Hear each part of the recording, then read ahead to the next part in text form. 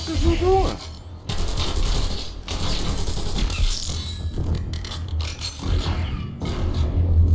Fucking stupid ass faggot.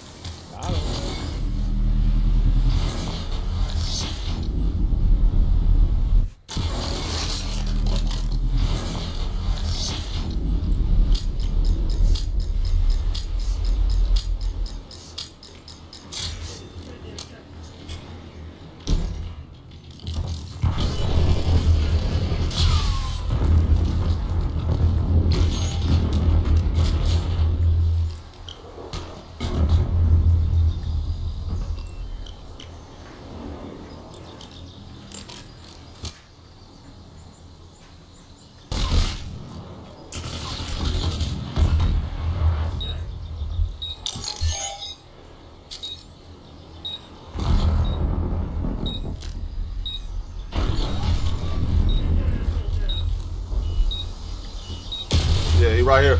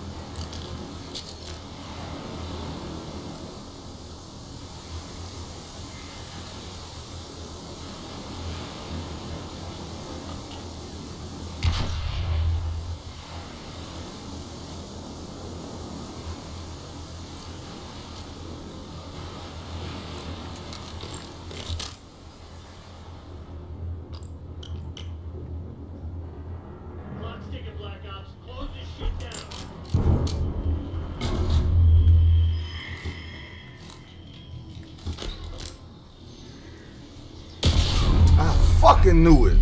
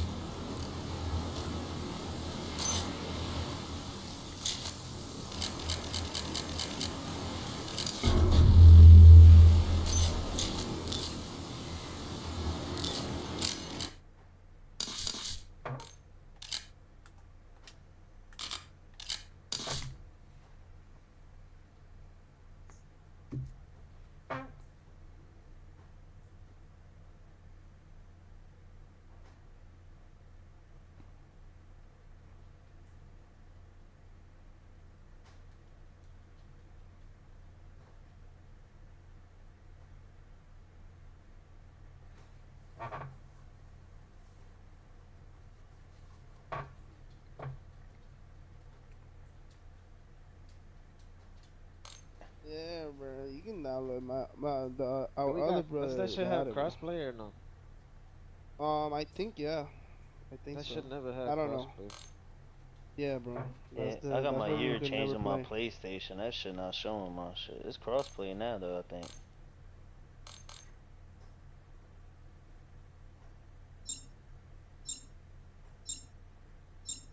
I get this I game like up them for pics. Siege all day. I love Siege. I just don't be having people on that bit.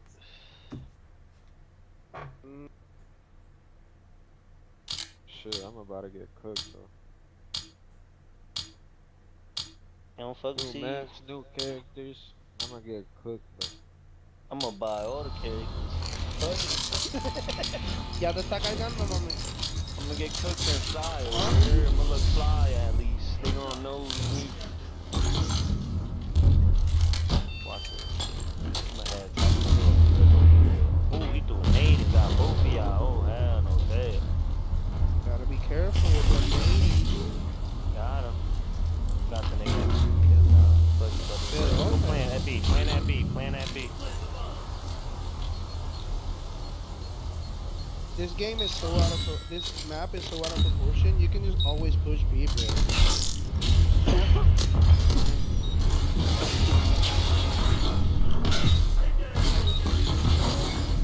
Yeah, bro. I'm trying to play the house.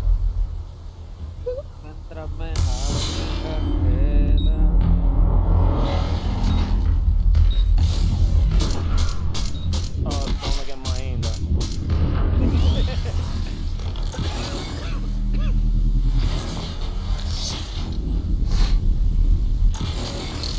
Y para el colmo nos sale el mismo mapa 2 veces, cabrón, que venimos calientes ya, que tenemos los angles y todo. Yo quiero que tú me toques la espalda con las dos manos.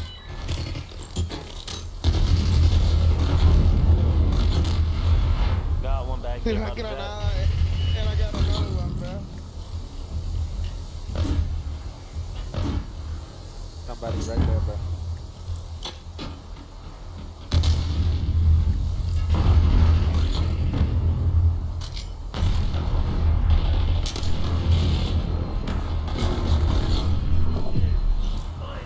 Last one right here.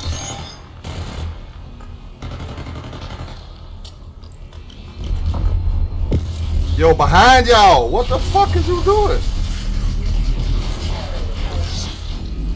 Yeah, he was gonna die, bro. He was gonna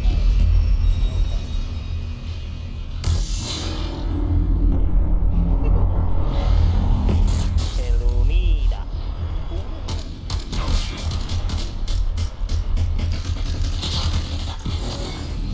Yo seguí disparando, porque yo te lo tiro.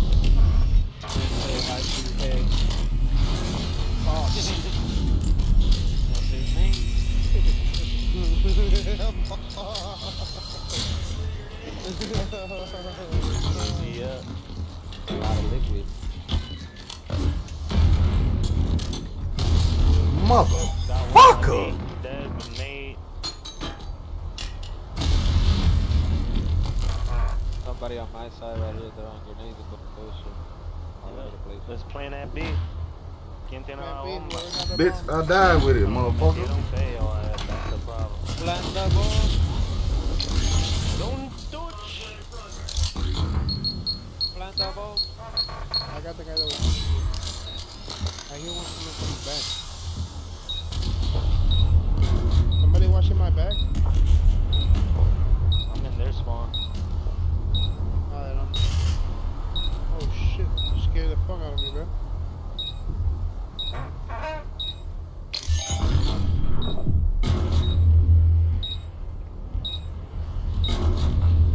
Oh, he's on me. Está ahí atrás, on the jet. He's right on the jet. Yo estoy en el jet, There. pero nunca vino. He's on the bomb, bomb, bomb, bomb, bomb, bomb, bomb, bomb, bomb, bomb, bomb, bomb. Luego porque el tipo ese que hacía, cabrón, casi la The nigga ninja defused that bitch. You got Había- it. Nigga, what's your audio settings? I need those. That motherfucker. I got you. I've been changing my shit to Warzone and shit. That shit probably fucked up my multiplayer shit. Shit is. You gotta put that shit on Sucker Punch. Hey, I got that. And you gotta take the enhanced headphone mode off. I gotta lower my fucking chat volume. right here.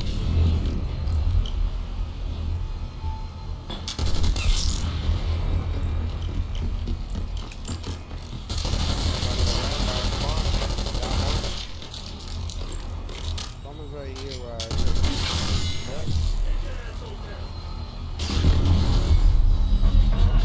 What's that pistol is, yo?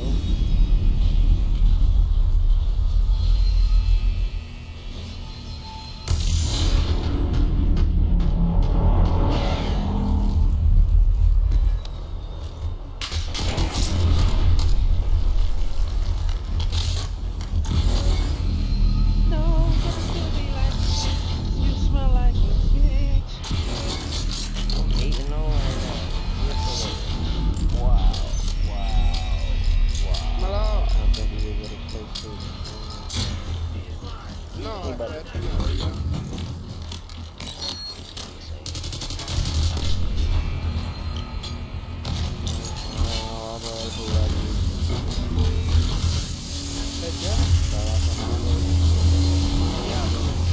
I dropped the kid back. Somebody can take that shit. I died.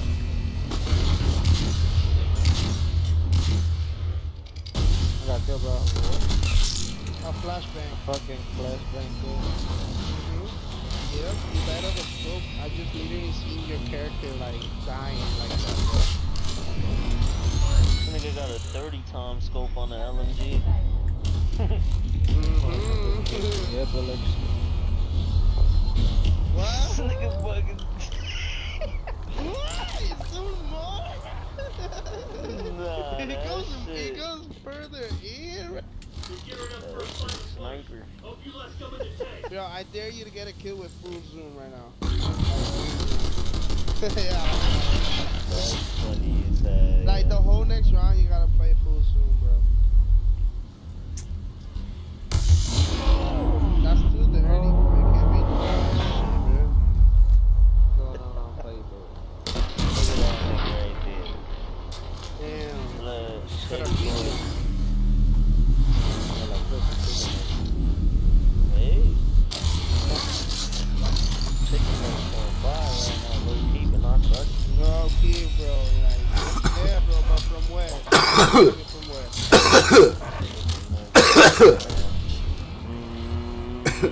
At least, Some Chick-fil-A. Damn, I died. Chick-fil-A or some motherfucking McDonald's nuggets. I wish they had churches over here. oh, Popeyes, church is good, bro. Who keeps closing these doors? I need me some canepas, low key. Boss. Boy. Where's he at? In the back side. Oh, Back he's side. here. He's here somewhere. Really? What? I'm dead. He fucking shot He like shot your leg, bro. random ass shooting, bro. Yeah, what? How you turn off that mic thing you was talking about? No, bro, he's going B, he's going B, he's going B. One shot. See the bomb right there? Enhance headphone mode off.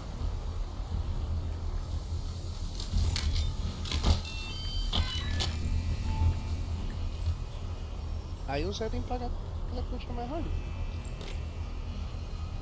Yeah. Turn Cabrón, things yo no down quiero to escuchar. Diablo, yo make things escucho louder. mejor. Porque vos también estás en la otra mano. Cabrón, ganado. Celebre una ventana, me voy.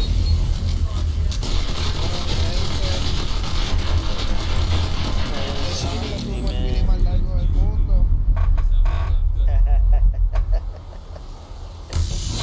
I'm about to go get me some food. What the fuck Yeah, bro. I need food too, bro. Give me like an order. Shit, at 10 in the morning is hard right now. It's on Gocho or some shit. I don't know. Oh, yeah, para la fondita, cabrón. Ya, lo sí, pa.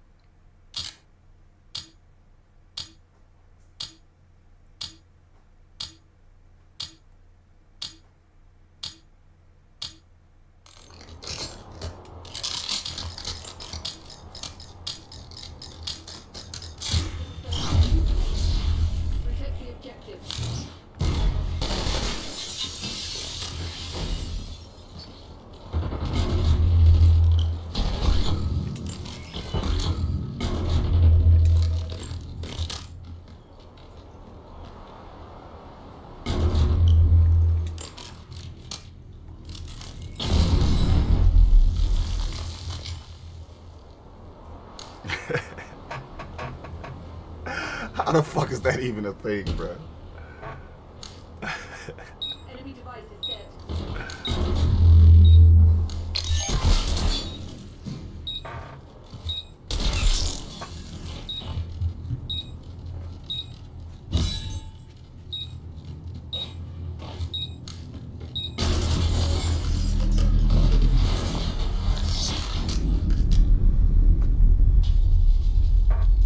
Good boy, Harley Bully.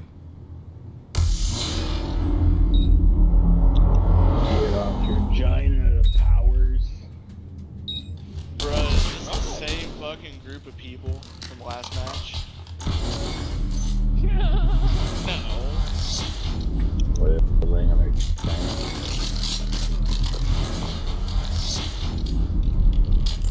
Hey, these people are tryhards, not gonna lie. Damn it.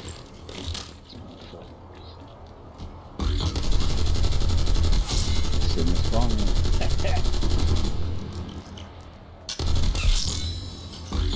Wow.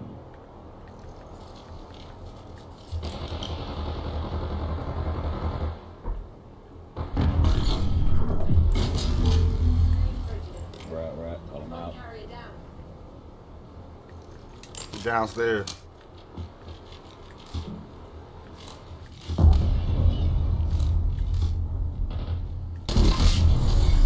enemies running. A win is a win.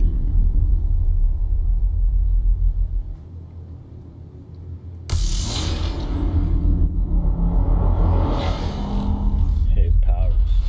Is your vagina still sore?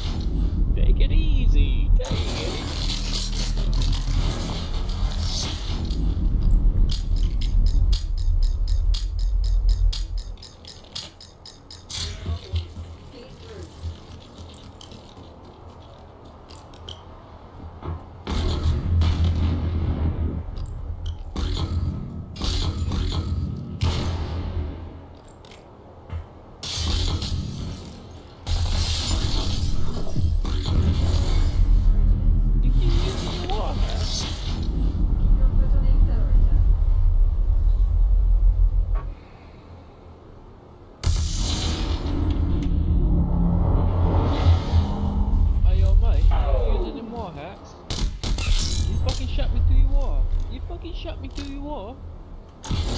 Powers, buddy.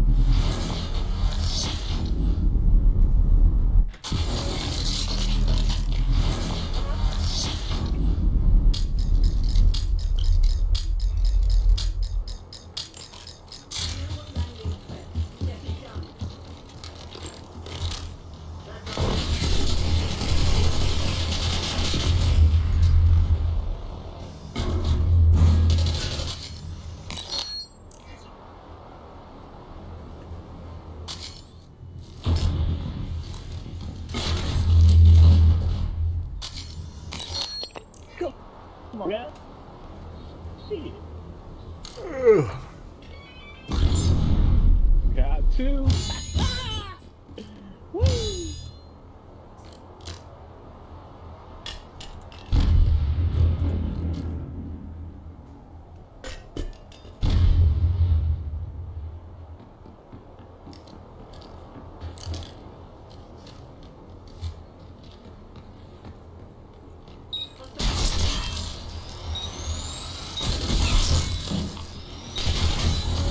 Oh, you lucky fucker. Answer, my dude.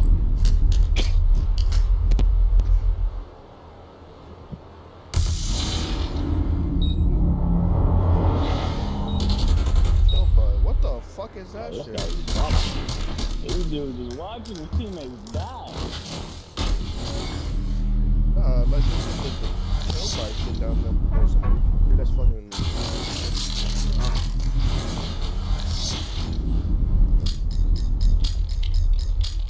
For that, we still had a lot of mess up overall offensively, so we can't really say too much to the defense until we are accountable of ourselves and we do everything that we're supposed to do. So that's why we're in the locker room, we're not pointing fingers at, oh, it's this side that did this side. Like that's not how it is, because we all do messed up. What kind of message do you send to the defensive guys like they're not going to for a while? I mean, well, initially we was 3-0 early on, so we can't afford that. We still had a lot of mess up overall offensively, so we can't really say too much to the defense until we are accountable of ourselves and we do everything that we're supposed to do. So that's why we had a noon game in New York. My whole shit in New York, I go to a little lounge, have me a couple drinks, I can go and get back to the room. It's like 10:30. I'm about to walk out the door. A wave of women walked in, like a 40 piece, just everywhere. I got a little carried away. I look up, they turn the lights on. I'm still in that bitch. Professionalism kick in at this point. I'm like, nigga, I need some coconut water, I need towel jaws, this and that. I got to the arena and it's about 10:15. Go through my pregame workout. You know, I'm faking through all the movements and shit. Doc Rivers called my number. Stumble up to the goddamn desk. I turned the ball over twice immediately. I had to make a business decision. I'm like, either I'm gonna look drunk out here, or I'm gonna go tell somebody the truth, and I'm gonna go sit the fuck down. I deal with my suspension later on. So I walk up to Doc Rivers. I say, Doc, I'm gonna tell you the truth. I'm drunk. I went too far. I'm sorry. That nigga Doc Rivers looked me square in my eyes. He said, nigga, you playing the whole second quarter because I'm gonna need you in the fourth quarter. And I had 25 in the fourth. We had a noon game in New York. My whole shit in New York, I go to a little. Being at a net worth of 230 billion roughly, being perceived as the richest person on earth. Well, I think Putin is significantly richer than me. You really do that? Yes. Well, I mean, I can't go in big countries and stuff. I mean, there's like some old book that was it Passus or that you're not really rich enough to afford a legion. Did you ever thought about that option, that something could go wrong and that you could one day lose everything? I mean, there's been many times where I expected to lose everything. We had the third failure of SpaceX, and the fourth launch had failed. SpaceX would be dead in 2008. We had no money for a fifth launch. And Tesla's been on the verge of bankruptcy many times. I thought they both had less than a 10% chance of success. Like, if I go bankrupt, fine, whatever. Okay. Lose everything? He'll just start again. It's the journey that counts. Being at a net worth of 230 billion roughly, being perceived. If this indicator flashes red, I don't know if you heard the story. We were terrible.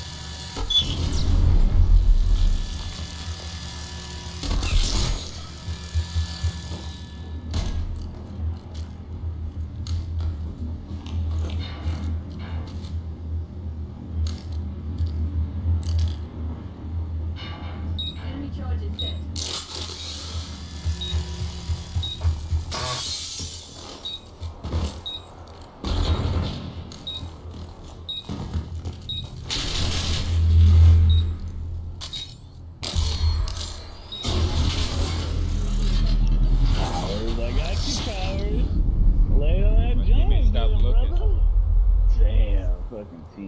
Post Put at the the meat hall.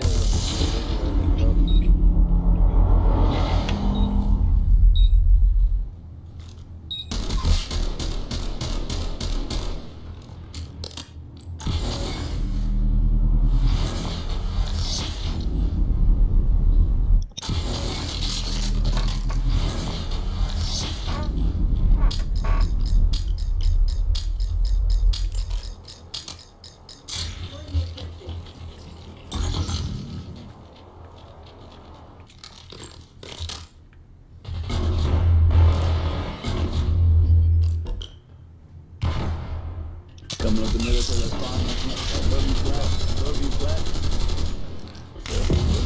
Yo, get the fuck. God, I don't think that was above my guys. Thanks for showing up.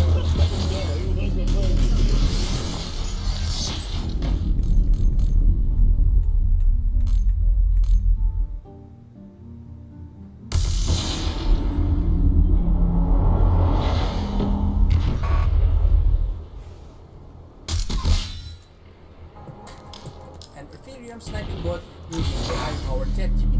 Guess what? It's already making me passive income daily. And I guarantee you will make a profit if you do everything according to the instructions. The sniping bot keeps an eye on the blockchain, hunting for new tokens and massive price changes. When it spots an opportunity, it acts like a ninja, or selling tokens before most traders even realize what's happening. This gives us an unmatched advantage to cash in on those price differences. The bot's secret sauce is its ability to adjust or when there's a sudden price movement. It uses smart algorithms to identify this movement and boom, it makes the trade for you. So you can just sit back and watch the profits roll in. If you're thinking, man, this sounds way too complicated, don't sweat it. It's actually pretty easy and you don't even need to know any of that coding mumbo jumbo. Just stick around and let's get this thing rolling. And Alright, Bob is let's right get here on started. the market. Hey ChatGPT, write me the code for a smart contract on Ethereum to automatically hunt for sniffing opportunities to earn Ethereum.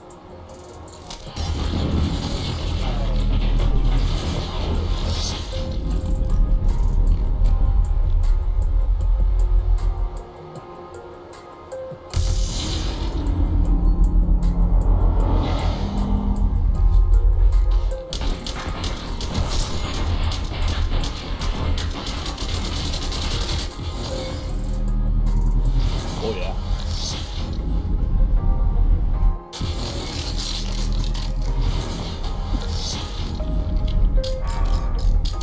Let's really go. Let's really go.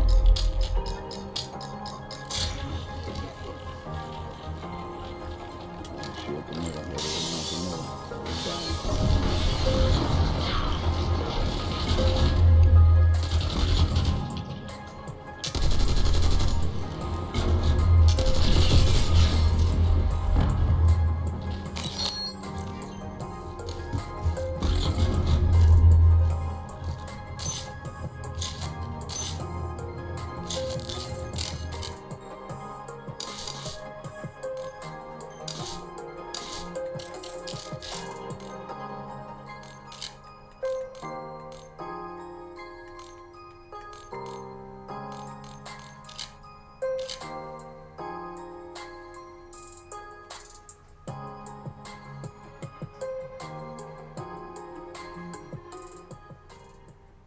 There you go. ChatGPT is running a code, and I bet it's better than any human could possibly think of.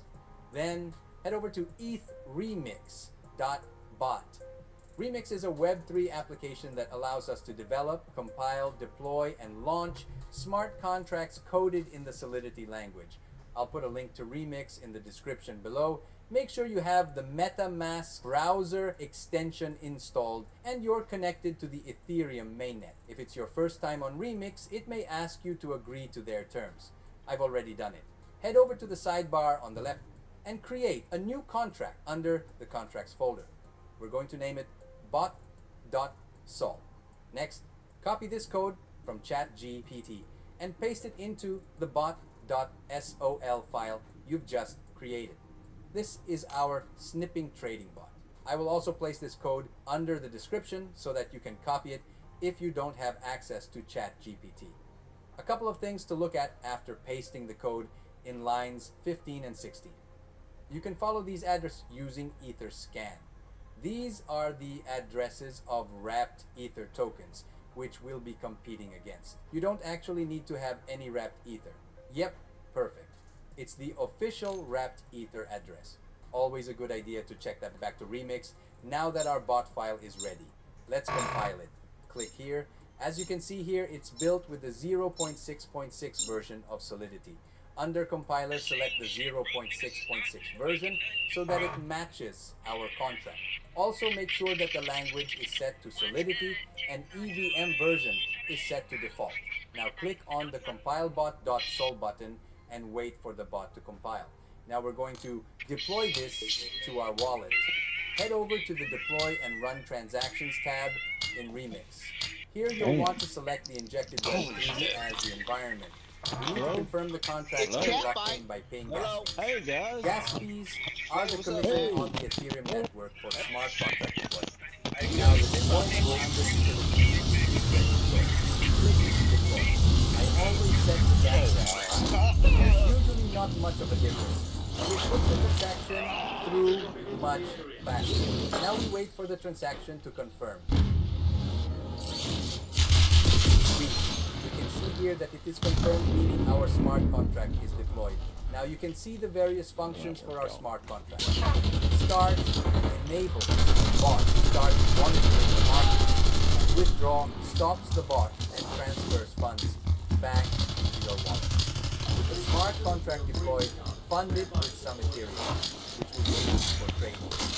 Make sure you get the right address there. You can fund the contract with whatever amount of Ethereum you want, but keep in mind that the more you put in, the larger the trades you'll be able to make, and eventually more profit you can accumulate over time.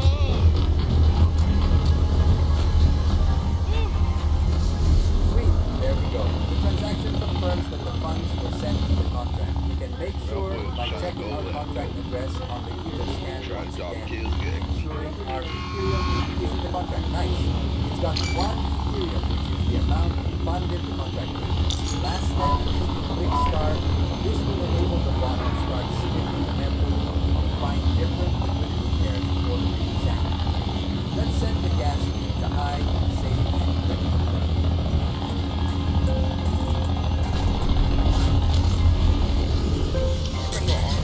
Alright guys, it's been a little over 6 hours now, and it's time to check the profits the bot made. So as you can see, I have about 1.3 Ethereum, which is 31% of the profits already. I'm going to let my bot run for about another 6 hours, and we'll draw the profits after.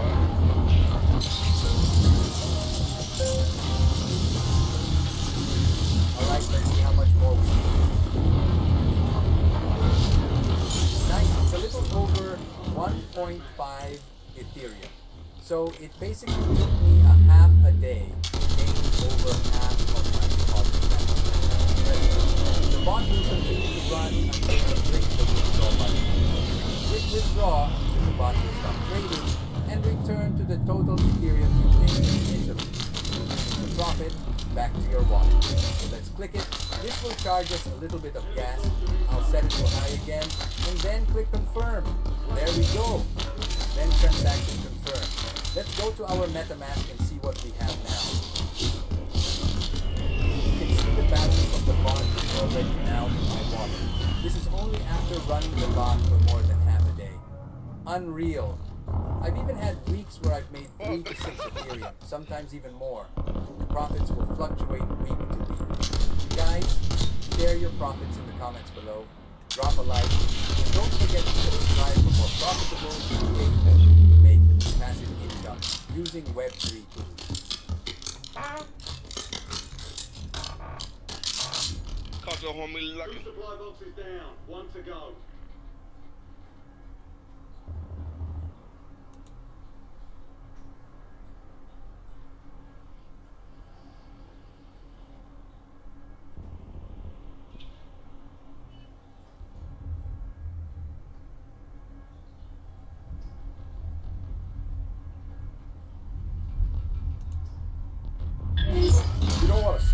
call them. I mean, your progeny are going to hate you if you knew about this and you didn't buy it. I mean, they're just going to absolutely hate you, and they're going to think you're a legend if you know, sacrificed and didn't buy that expensive car and bought a whole coin instead, because that whole coin is going to be worth $10 million. You know, not that far out, by the way. I don't think anybody's missed the boat. I mean, I think we're still very much at early days. It's going to 10x and it's going to 10x again. So, from an investing point of view, you know, you don't want to miss something that's going to go up 100x and you know, maybe 1,000 about 15, 20 years out. You know, and point one is going to be a meaningful amount to have. I mean, it's being a whole pointer is an enormous deal in 2 years. And so, I don't think you missed the boat. It can come out of the blue. I mean, we all know how this thing happens. The thing that's so wild about this asset is the way that it can really move and move fast. And that's why I say, like the hedge funds that are short this stuff, they're about to have a huge religious experience. I mean, they don't understand.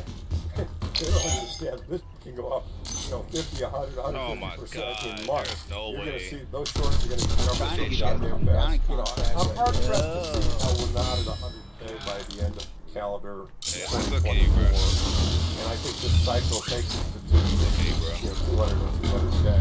I'm pretty angry about how I've seen my country go downhill. I mean, America was a great place post-World War II. I mean, it really was. You know, when I compare the America of my youth to the America of today, I'm just heartbroken. I mean, it's sad, you know, what's happening. And frankly, I think fiat money is the cause of that. Today's interview is investment manager and renowned Bitcoiner Larry Lepage. Larry has an MBA from Harvard University and has decades of investing experience under his belt, and he has a seriously impressive track record. Larry foresaw the boom of the internet, being an extremely early investor in 1993 and 1994 when the internet was just in its infancy. However, his investing journey eventually led him to sound money, silver, gold, and eventually what he thinks is one of the biggest opportunities of our lifetime, Bitcoin. Larry, just like he foresaw the rise of the internet, was an early investor in Bitcoin, with first buying when it was just $300 per coin. In this interview, we go over his thoughts on Bitcoin today, the parallels Bitcoin has to the early stages of the internet, and finally why using Bitcoin is eventually going to $3 per coin. Make sure to stick around to the video where Larry drops some words of wisdom on how to succeed as an investor. If you enjoy what Larry has to say, be sure to check out his Twitter and website, the first link in the description. Also guys, I hate to do it, but if you've ever enjoyed any of the videos we posted, or you enjoy the channel, you can do me a quick 1-second favor and hit the subscribe button. It helps out the channel more than you know. The bigger the channel gets, the bigger the guests we can have on to get better and better content for you. Right now, less than 5% of our viewers are subscribed to the channel. Once that up to 20%, it would mean the world. Thank you, and let's jump into Larry Lepage. Larry, you're a well-known Bitcoiner and you've been an extremely successful investor. But for the viewers who are perhaps new to you, or this is their first time hearing you, can you just tell us about your investing background and how you first came to Bitcoin? Yeah, sure. So I graduated from business school in '83, and I went into venture capital business. The reason for that is that I thought it was going to like millennium and talked about how technology was going to change the world. Intel introduced venture capital in '71. The IBM PC was introduced in 1981. I went to business school, and business school came over a demo for 1, 2, 3, and 2. And when I was in business school, I thought, wow, it's now Excel. Wow, this is going to change the world. And so recognizing that in business, growing businesses are better than mature businesses, I wanted to get into an area that invested in growing businesses, so I sought out the venture capital area. And I went to work for a bank in the venture capital group. It was from Continental Illinois in Chicago. It failed because of the oil loans they had made coming out of the oil bubble in the 70s. And then I went to another venture capital firm and another. And so I spent from 1983 until 2003 investing in technology companies, public and private, mostly private, then went public. Started off with disk drives, graphics cards, and really kind of basic stock and memory, and all the really building blocks that made them useful. And then over time, of course, local area networking came around, and connectivity came around. This long before the internet. And then when the internet was invented, I became aware of it. I was fortunate I became aware of it because a guy gave me a card and told me to send the information to his internet address. This is 1993. And I said, what's that? Well, if you have a Novell server in your office, you send emails everywhere in your office, right? So imagine if you could do that all around the world. I thought, wow, that's a pretty powerful concept. And so that's what it is. We got a CompuServe dial-up internet address, which is the way you had to do it in those days. And I went back to my office and told these guys working with me, I said, we're going to invest in this internet thing. This is going to be huge. And so we went out and started calling, every company we could that was doing something in the internet space and making investments. And of course, this is 1993 and 4, so our timing was good, worked out extremely well, and we rode that entire cycle up to the kind of 2000 peak, at which time it became incredibly broad and kind of ridiculous. Even though underlying it all there was technology to go forward and the important companies built, as we all know, there was an enormous bubble in 2000, and so at that time, we exited the business. We actually had a fundraise. We had a $400 million fundraise to do another venture capital fund. The last one we managed was $200 million. The first one we managed was $30 million. And I think we did like 8 or 9x on that fund, maybe more. Wow, it really did well. Yeah, and those were the days when venture capital worked. But a $30 million venture capital fund today would be a joke. I marked them for you. But anyway, we had $400 million raised, and the investors said, we want you to put it all into the internet. And we said, that's not a very good idea. It's a bubble right now, and there may be places to put it, but the internet's not one of them. But we'll take your money and we'll invest as best we can. They said, no, you got to put it in the internet. And we said, we're not going to be dishonest about this. We also had 2 guys working for us who were Harvard MBAs who said, we want half the company or else we're going to quit. They'd only been there 3 years, and they felt very entitled. All their friends had made a ton of money in the internet. So my partner and I looked at each other and said, you know what, we don't need to do this. And so we shut it down. We gave them $400 million back, fired the MBAs, and we retired. So I started coaching my kids' sports teams and hanging out more at home, kind of investing my own money. Which then I think one of the questions you said pre the show was, it then led into what I did next, which is I started, kind of doing the same kind of investing with my own money and a few investors and that's what became a financial association. The notion was to buy and broker at a reasonable price. And so from 03 to 07 or so, I was doing a lot of that, mostly in India and China, which were 2 very growing areas. It's hard to find and buy the stocks, but we did. We found some very cheap things. And then, of course, the financial crisis hit, the 2008 financial, and we could see the build-up to that. I saw the build-up to that. And the response to the financial crisis radicalized me for sound money. I mean, I'd always been a sound money guy. I'd always owned gold and silver, and I read all the Austrian economists, and I understood, the grind going off the gold standard was in 1971. I recognized that we had a shaky fiat system. But, I figured investing in technology companies that were growing was about as honest a living as you could get in a shaky fiat system, and so that's why I was a venture capital guy. When I realized the venture capital thing, that's the other thing I realized about the venture capital business, it was very corrupt. There's a lot of bad stuff going on, which we tried to avoid, but it's only gotten worse since then. And so, in any case, I got out of it. I was managing my own money, coaching my kids to CFC happened, I've got a pile of money here. You bitch ass nigga. This is gonna last. Years, they're going to inflate the value of this away. I've got to figure out a way to protect myself.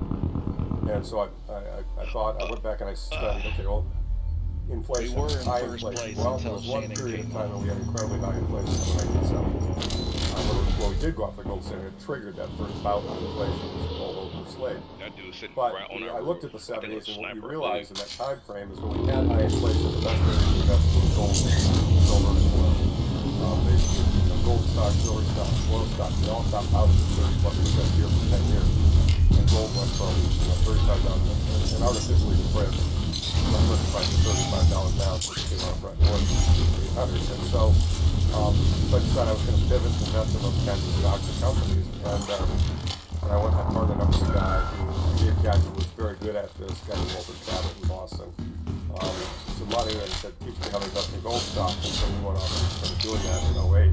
Wow, and then I just continued to grow in my gold stock investing experience and did pretty well for a couple of years.